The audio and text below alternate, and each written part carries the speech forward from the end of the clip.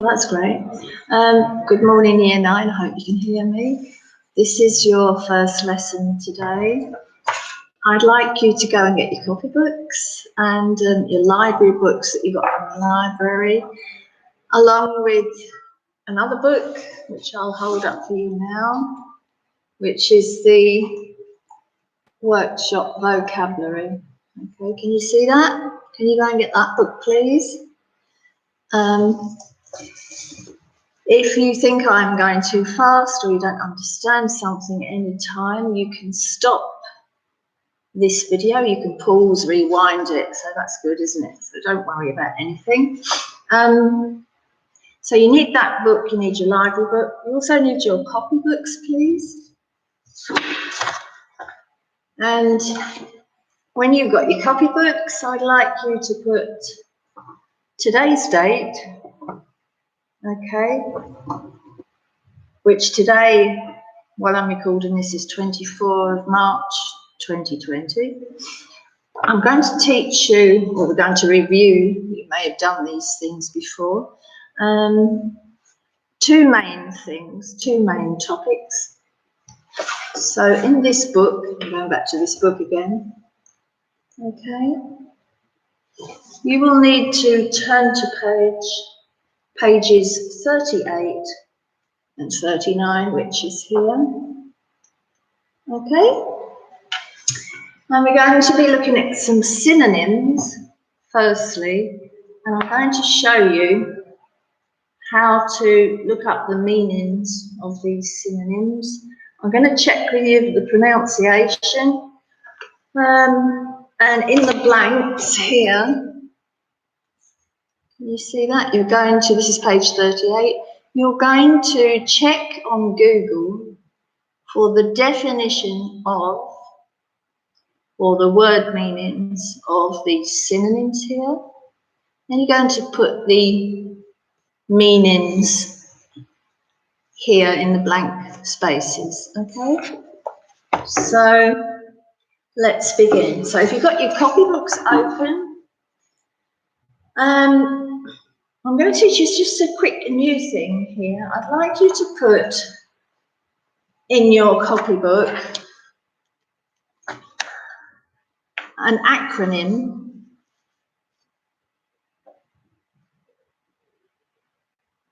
I'm not using the board here, so I'm just writing things down.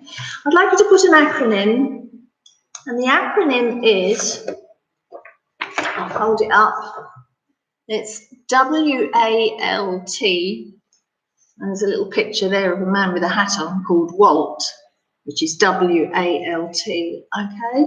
Now that acronym stands for what we are learning today, or what are you learning today, okay? So every day, get into the habit of opening your copybook, put in the day's date, and Walt. You don't have to write the full sentence, you can write it today so that you're clear on what it means, but every day, put the date and the acronym WALT, all right? So today you're going to be learning about these synonyms in this book on page 38, and we'll do something on page 39 as well. So let's look at the first one, okay? Number one, we've got numbers 1 to 10 for the synonyms, and I'm going to go through the pronunciation with you. So 1, environment deficient in water resources.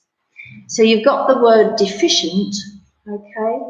So you're going to go on Google and you're going to type in the word meaning of deficient, ? Or you can write, I always write this, definition of deficient, ? Click and up will come the word meaning for you, and then you will write it here. Is that clear? I hope that's clear for you. Number 2, repeated delays that irritated, you'll see the synonyms are in bold here, that irritated the passengers. So it's to do with travel. So they were irritated passengers. They were not very happy. So again, you go to Google, you Google word meaning of irritated, definition of irritated, and you just simply write in the definition, the word meaning here. Okay.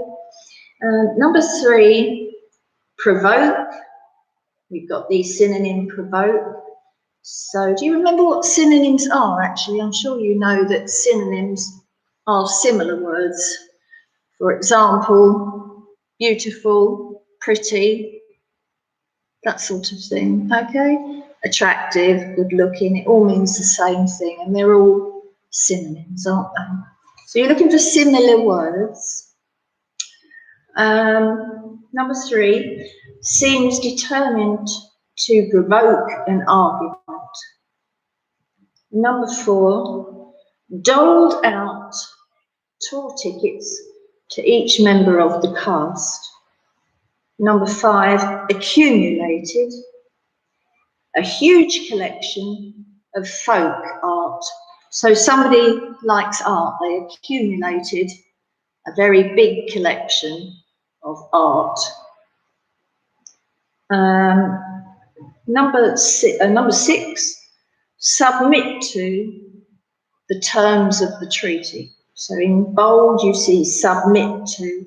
So you will go to Google and you will type in definition of or word meaning of submit to.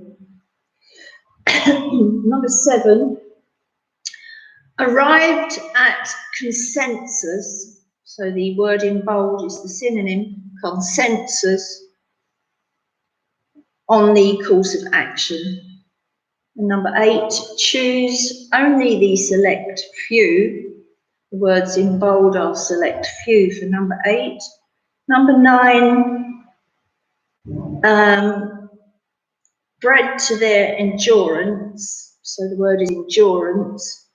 Number 10, I'd like you to practice, by the way, pronouncing, because this is speaking and reading, isn't it, that we're doing? So do practice pronouncing the words correctly. And number 10, an illness that disables young and old alike. And I think that might apply today to the coronavirus, mightn't it? Okay, so that's on page 38 in this book. Please fill in the spaces. I'd like to just mention, if possible, it would be a good idea if Year 9, Grade 9 could please make a WhatsApp group.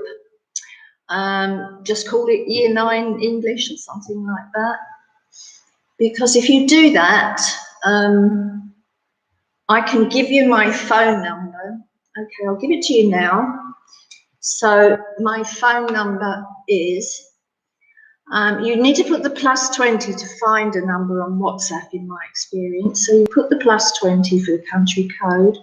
And my phone number is 011 021 29959.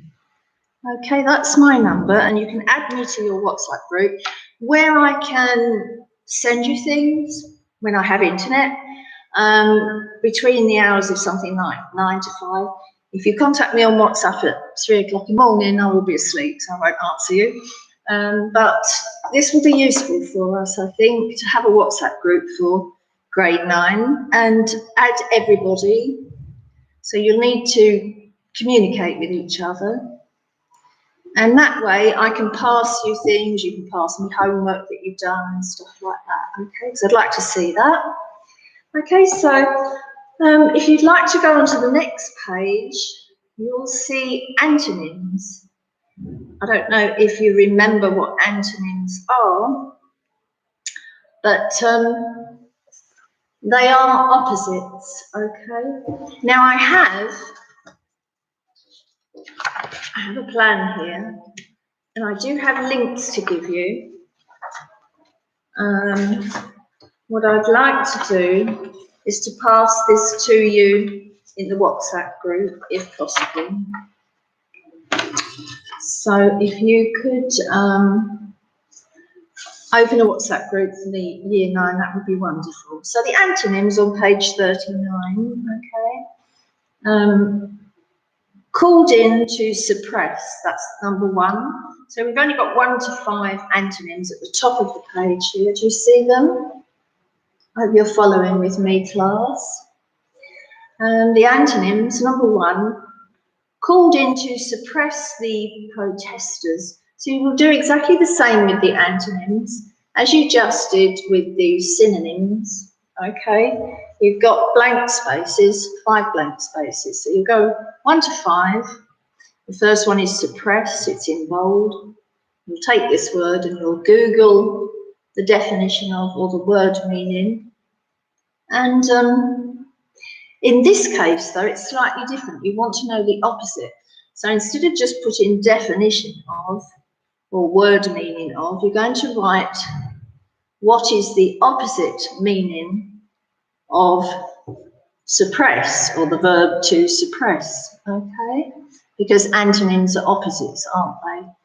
I mean, we know that synonyms are similar, the same meanings, but antonyms are opposites, or opposite meanings for these 1 to 5. Let's go through the pronunciation. Number 2, a river teeming with fish. Careful with the spellings, because it's not teeming as in football team, T-E-A-M. It's T-E-E-N, teeming. So you've got to find, firstly, you might want to find, for example, what does teeming, a river teeming with fish actually mean? And then you might want to find out, now I know what teeming means, and then you've got to look up what is the opposite of teeming. So there's quite a lot of work to be done. You might not find the opposites right away. You might want to know the actual word meanings first and then look up the opposites, okay?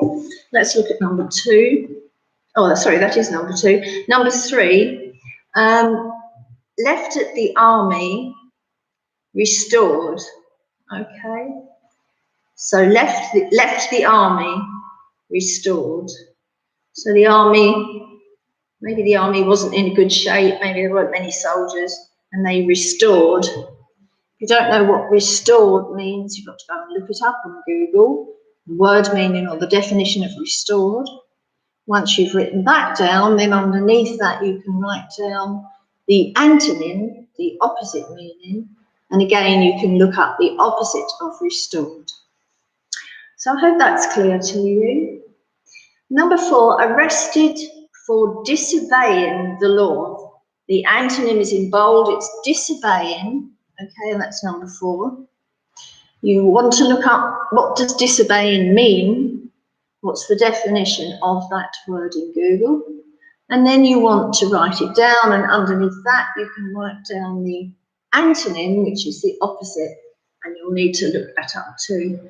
Finally, number 5, the brevity of the public's interest in the story. So I hope that's clear to you, and you've got the pronunciations. Practice the pronunciations of the words.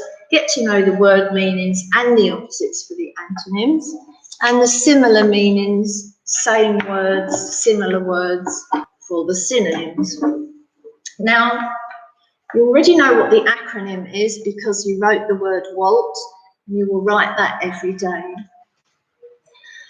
I'd like now, before I end this lesson, just to say, I hope you're all happy at home and you're not too bored, and I've given you lots to think about. Let's have a recap. Let's revise what we did last week. Okay, we learnt, didn't we? We went to the library and we chose a book. So I know that you've got your reading books at home. I'm encouraging you to read your books. What happens if you've finished your reading book? You can't come into the school and change the book, right?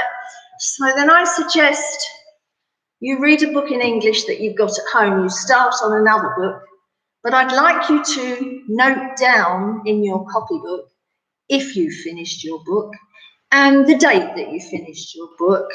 I'm in the library, so it's a school library book. I'd like you to keep a note in your copybook of where you are, what chapters and page numbers you're on, okay? And for example, if you finish a library book, you'll write down, I finished the book today, the library school book, and I'm now going to read The Secret Seven by Enid Blyton, for example, my home book. And you do have permission to do that. So you can be reading as much as you can in English. I'm sure you've all got books at home that you like to read in English. So choose one of those if you've finished the school book and go on with that. You can always come into the WhatsApp group later and you can tell me exactly what you've done, what book you're on, and what page number.